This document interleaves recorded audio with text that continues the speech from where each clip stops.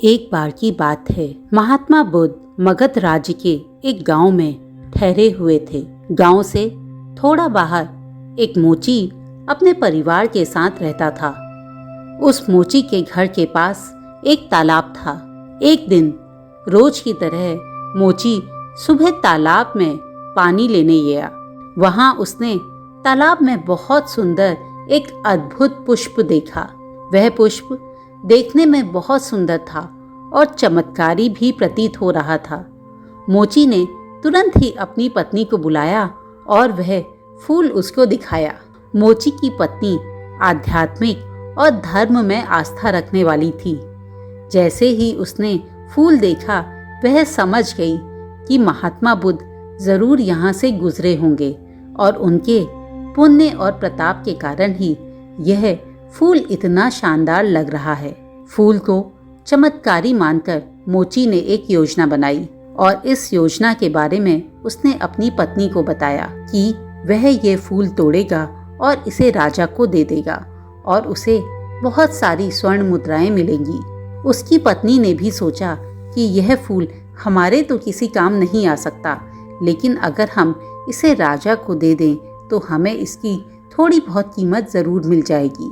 पत्नी की सहमति के बाद मोची ने फूल तोड़ा और वह राजमहल की ओर निकल पड़ा।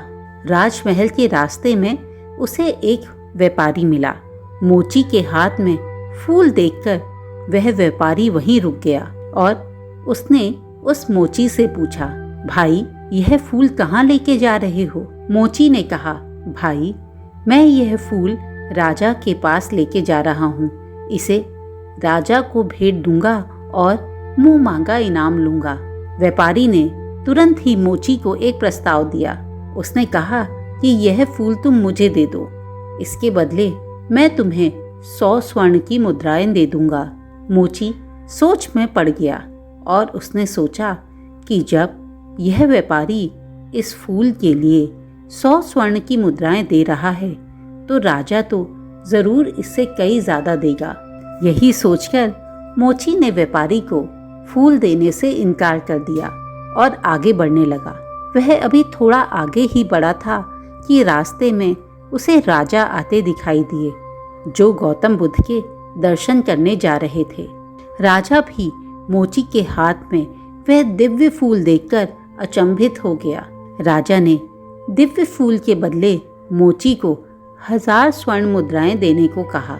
यह सुनकर मोची के मन में एक अजीब सी चेतना आई और वह पुष्प राजा को न देकर सीधे दौड़ता हुआ महात्मा बुद्ध के पास जा पहुंचा।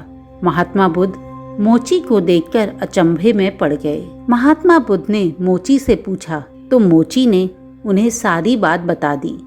इसके बाद मोची ने वह पुष्प महात्मा बुद्ध के चरणों में रख दिया और मोची ने कहा, पहले मैं इस फूल को देखकर लालच में आ गया था, लेकिन अब मैं ये समझ गया हूँ कि आपकी छाया मात्र पड़ने से जब यह फूल इतना दिव्य, इतना चमत्कारी बन सकता है, तो आपकी शरण में अगर मैं चला आऊँ तो मेरा जीवन तो धन्य ही हो जाएगा।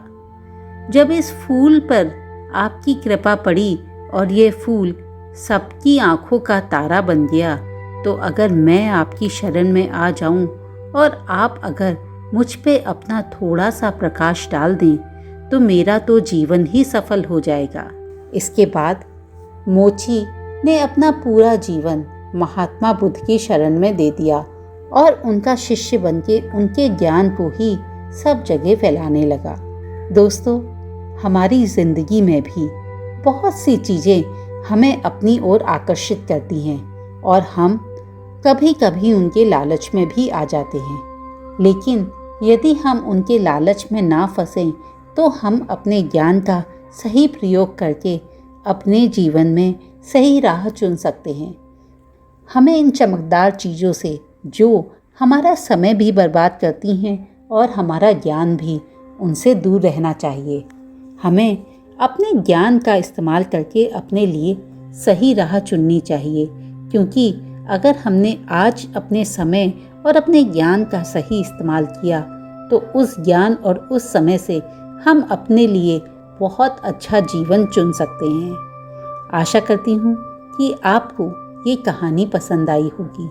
जल्द ही मिलती हूँ एक और रोचक कहानी के साथ।